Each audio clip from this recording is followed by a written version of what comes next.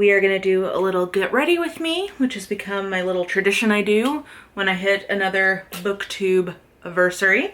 And I find that this is just like a nice time to celebrate and reflect. So yeah, I have a new medicine going on that has like messed up my skin. So the main goal of this get ready with me is to try to camouflage that. I've brought a number of different implements and tools, so hopefully we can cover that up. But anyway, yeah, 6 years, guys. Quite a run.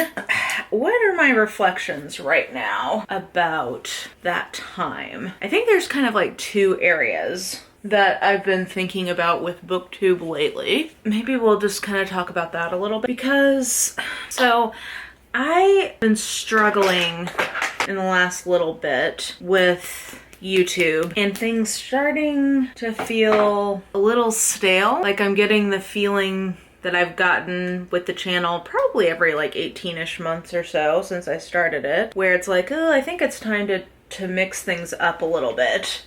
And I haven't quite landed on exactly what that change looks like, but I can tell you some of the things that I'm thinking. One is that I just really wish that I was not somebody so driven by gamification and by numbers and stupid little thing they do on the back end where when you have like the best video you've had in a while, it like congratulates you or tells you where your video falls in the last however many, because like I can't, like it's just so hard for me to not chase the algorithm being happy with me because, you know, I'm a Virgo moon. I like to be a good girl. I like to follow the rules. That's just like I'm very wired that way. So it's just difficult for me to ignore that and kind of just do my thing. And I think part of what I would like to do is really shift to focusing on the videos that I'm most excited to make.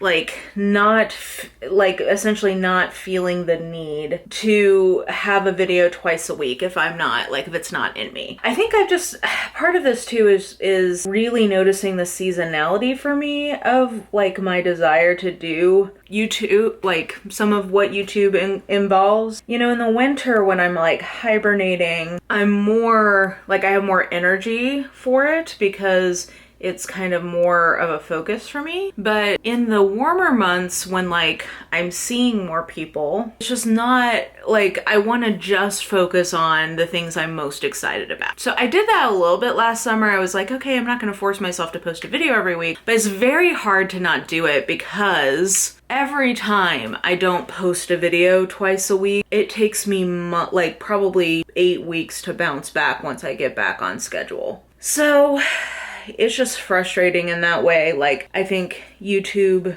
is very focused on keeping you on the hamster wheel. I guess maybe what I need to do, some of this is whenever I do these videos, it ends up being me processing things out loud.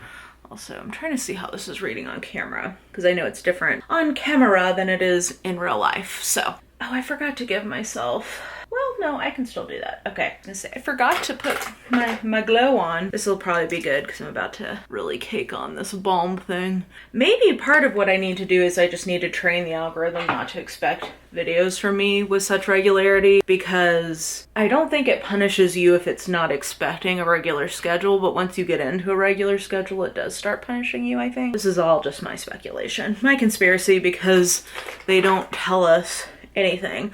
But all that to say, it's very hard for me to give myself like permission to stop having such a set schedule because I just think YouTube, the way it's set up, it's designed to have you very focused on that. So I know you guys will tell me like, oh, you know, like do what makes you happy, which I very much appreciate. I'm glad you guys are so supportive. And it's how I feel about my favorite creators too. Like, I don't care, you know, when you feel like posting, I'll be here. But it's not you guys that are the problem. It's YouTube. And it's like, I just don't want my video to get buried. It's not even really about growth for me or what, I mean, you know, it's fun. The gamification part is fun. I still have like a distant dream that someday I'll get to be one of the people who has one of those buttons because I just think that that's cool. I would like it. I can't lie to you about that. But I don't think that that's probably ever going to happen at this point unless something just like very dramatic changed. So I've kind of let go of that piece of the gamification, but I still have like view gamification brain, and I just need to get out of that because, so anyway, long story short, what I would like to do is get to a place where I don't feel the need to post twice a week, because I only really want to post when like I have a specific video that I'm really excited about that I want to make. And a lot of what I want to make is either commentary stuff, which just takes a lot out of me, slash, ooh, I don't know that I love how this is reading on camera, to be honest with you. Also, now that I have my glasses off, I have to like get closer to be able to see. Ooh, okay. I picked this because I thought it was gonna look nice on camera. I don't know. I mean, it is covering up my redness. That's good. Anyway, yeah, a lot of what I'm interested in is making some kind of commentary thing or challenge kind of videos, because I find those really fun to make. I really like watching those. I like coming up with the concepts for them. I like filming them. Editing them usually is more creative and fun. So like, I just like doing those. And actually, I think you guys have gotten to the point where you like them pretty well too. For a while, they didn't necessarily perform that well, but I like them, so I kept making them.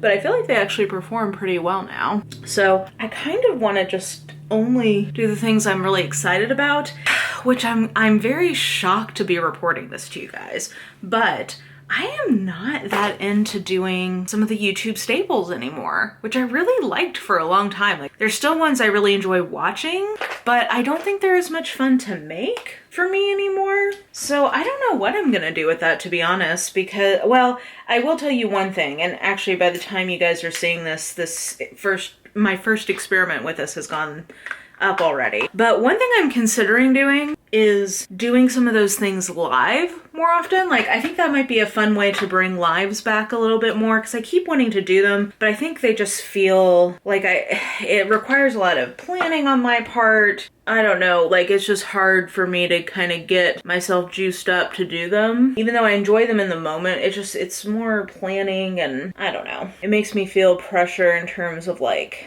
making sure I have enough moderation happening in the comments so that things aren't getting crazy there during the live, especially if I have guests on. Like, I want people to be nice to them, and sometimes, like, to be totally honest with you, people can be like real jerks to my guests, and so then I feel a lot of pressure to spot that and control it as quickly as I can. And I want to be clear, I don't think it's my normal viewers. I think it's randos like coming in, but that's part of it. So anyway, all that to say, I really enjoy lives. I know you guys like me doing lives, but it's something I've kind of gotten away from in the last little bit. So I've been thinking that maybe what I could do is do some lives of like my wrap-ups slash my mid-month check-in. So I'm going to do my first mid-month check-in live here in the next few days. I think that could be nice too, because what I'm thinking I'll do is plan them for my lunch break. So that way they're like time boxed. It'll give people who are in different time zones an opportunity to see them, because I know people in sort of like the EU/Africa never can catch live shows because they're usually too late for them. So that might be a nice way to mix it up, and it'll be a little less pressure in terms of the moderation element. If it's just me, I'm not that worried about people. I mean, like, I don't like people being mean to me, but it's less stressful for them to be mean to me, or whatever. So, and maybe that'll just be like a way to kind of freshen up that aspect of YouTube, because like I said, I do really enjoy people's end of the month check-ins.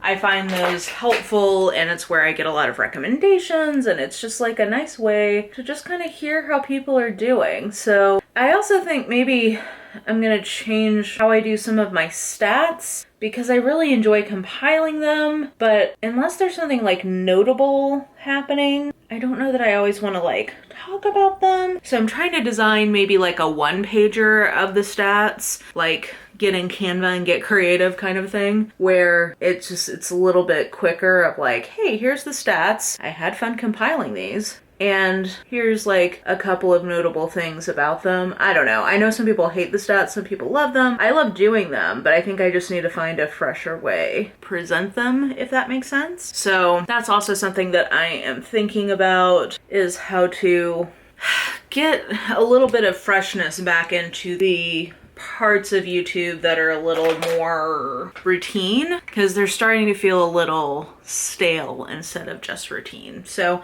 I don't, you know, my theory is if I can keep things fresh for me, it'll keep things interesting for you. Like if I'm interested, I should be making better content. So I'm hoping that that theory is correct. And you know, I've talked a lot in the last couple of years about how I like want to get back into the communal aspect, and I do think that I have done a better job of that in the last year-ish or so. I have a lot of really good side chats going on with creators. I really enjoyed the collaborations that I've done this year. They're sort of like those big drops where you guys see a bunch of the same video concept from people. I just think that that's really fun. I've been enjoying doing that, and it is a good way just to have some community and to kind of keep things funky and fresh there.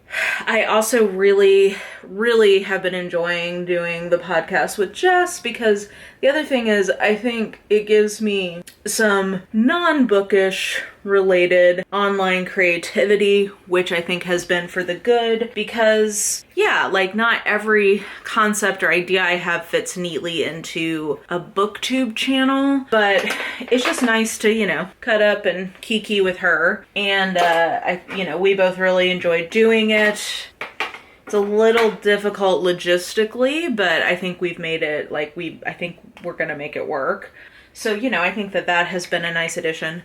Also, this blush, this is only the second time I'm using it, and I remember it was quite potent, so let's brace for this. Oh yeah, that's very pretty though. So yeah, I think that that has been a big success, and I really am enjoying having that kind of like fresh collaborative element. Keep things fun for me, because that was one of the big reasons why I got into Booktube, was for the community aspect. So podcasting and those kind of big collaborations. I also there's going to be a few Booktubers coming to visit this year, so I'm looking forward to that.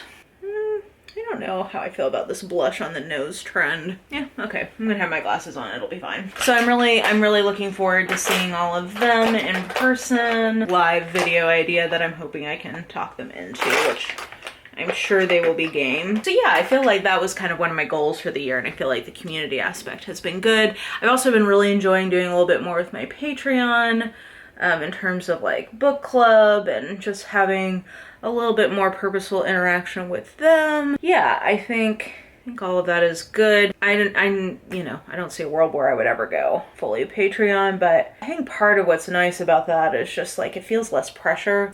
It's like so supportive, which also frankly is part of the fun thing about this new podcast that me and Jess are doing, is that it's not, you know, it's growing, but it's not like the same size of our normal channels. So it's a little freer form, a little less pressure that way. So yeah, I think community stuff pretty good. And yeah, it's just kind of hard to believe I'm still doing this 6 years later. I think that this has been so healthy for me too. I should just, like, as a side note, if you're somebody who does not want to be just so consumed with your 9 to 5, having a kind of time intensive hobby like this is really helpful. Like, I don't know.